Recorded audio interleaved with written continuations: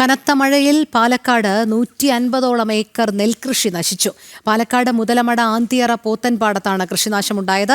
തെന്മലയിൽ നിന്നും നീരൊഴുക്ക് ശക്തമായതോടെ പാടശേഖരത്തിലേക്ക് വെള്ളം കയറുകയായിരുന്നു. കർഷകരുടെ പ്രതികരണങ്ങൾ നമുക്ക് കേൾക്കാം. നാറുവായി രണ്ടാമത്തെ പ്രാവശ്യമാണ് ഇത് നട്ടത്. ഇത് നട്ട് അതിന് ശേഷമുള്ളത് നട്ടിട്ട് 4-5 ദിവസമായിട്ടുള്ളൂ. പൂർണ്ണമായിട്ട് ഇത് കരിനാറ് തിരിഞ്ഞിട്ടില്ല. കരിനാറ് തിരിയണതിന് മുമ്പേ വെള്ളം കയറി കഴിഞ്ഞു. ഇത് പൂർണ്ണമായിട്ട് നശിക്കുകയല്ലാണ്ട് ഇനി തുടക്കത്തിൽ ആദ്യം തൊട്ടിട്ട് പണിയെടുക്കേണ്ട അവസ്ഥയിലേക്കാണ് നിൽക്കൊണ്ടിരിക്കുന്നത് കൃഷിക്കാർ.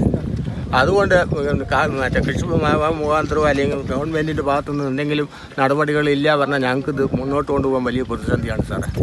ഈ വെള്ളം കയറുന്നത് മഴ രൂക്ഷമായിരിക്കുമ്പോൾ വെള്ളം കയറുന്നതൊക്കെ സഹജമാണെങ്കിലും ഇവിടെ ഒരു കാലങ്ങളായിട്ട് വലിയൊരു തോടുണ്ട്.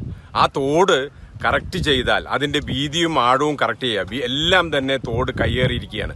അതിലുപരി തോട്ടിലെല്ലാവരും വേസ്റ്റ് ഇട്ട് ഭയങ്കരമായി കർഷകരെ ബുദ്ധിമുട്ടിക്കുകയാണ്.